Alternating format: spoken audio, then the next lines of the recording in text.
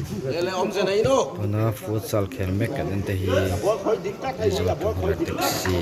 se chante zarkat stana dingte nia tuna hian zarkat stana member te en khel mek ani tournament pa ngai tak ani lowa loka hian ata buat chain futsal tournament om dona ta chuan zarkat stana ding po tel ve ngai kan tuma ta tel tu ta chu buat saya in practice mek ani tu hian thiam kan thlang chonga heta thiam ta chu tournament a hian an tel don ani chuan voini a chuan in musal nan moment khel vek to na ta chuan thiam lo ko fil lo da ko kan thiam vek na chuan tlaya cho lui e khom chơi hồ na kan nei don ni chale kan e khom don ani anom don khop me wen chai thanat la du bar khop mai la te wen ha in fit ve da thak nga ya tak sa fit thabak lo tan chuan khel ve me chian ni vak lo ni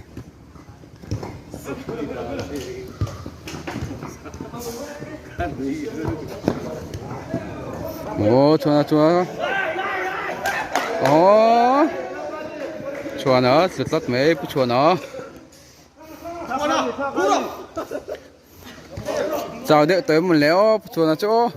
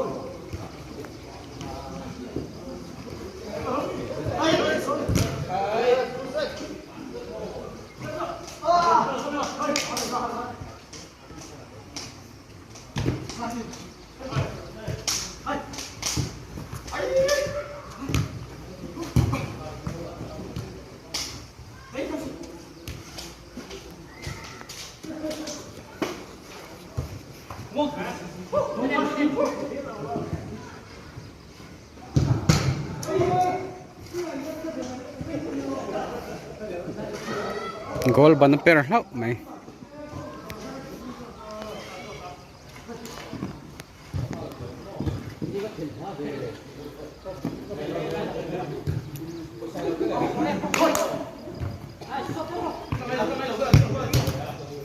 goal lo goal ban per ta hlau mai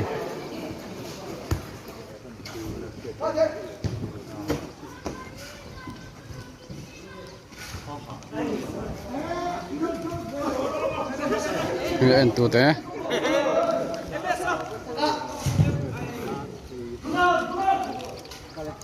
selamat.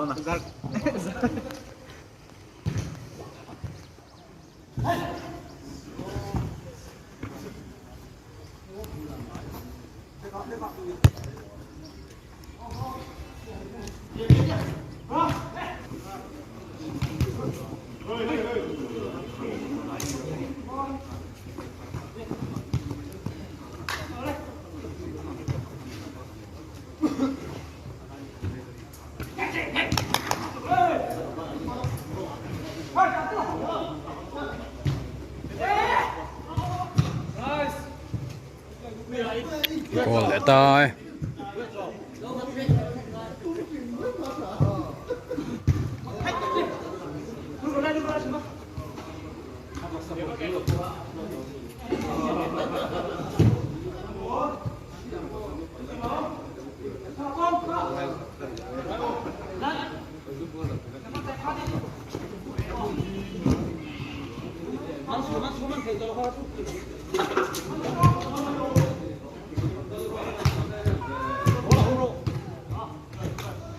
senior player tian tuan khele me ka ni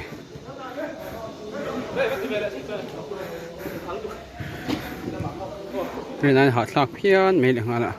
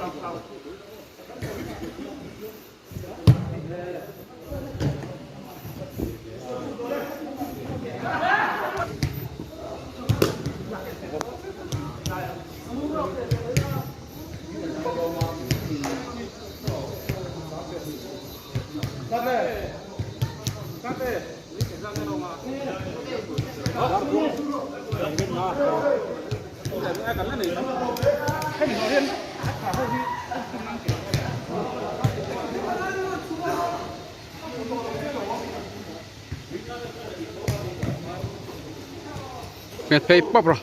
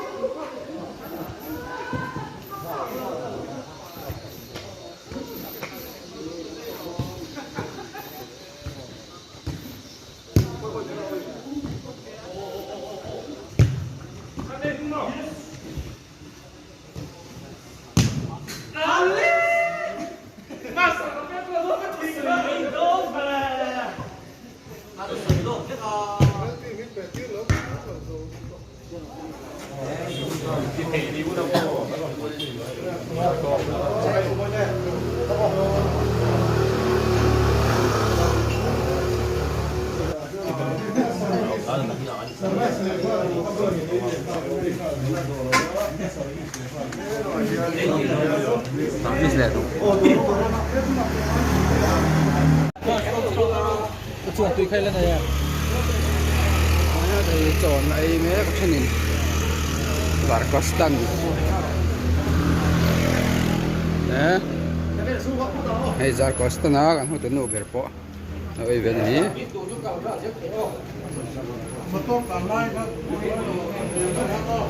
tìm nan với na hian giờ custom te rồi là taxi giờ custom đang tìm hotel tìm nan hay futsal khel pain choi khom nakan ni choi ni khom ni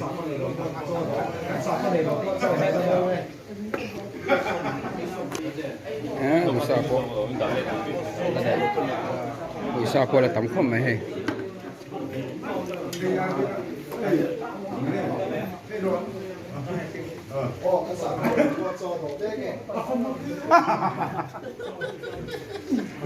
Cũng có sạc con này là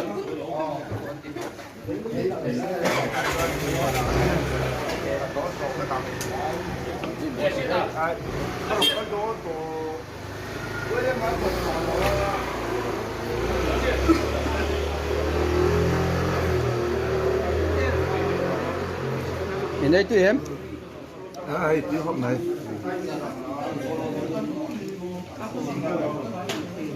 qua đợi khoan đây đâu ai xem thấy đâu vậy sao là tâm mình đi trả lỗ này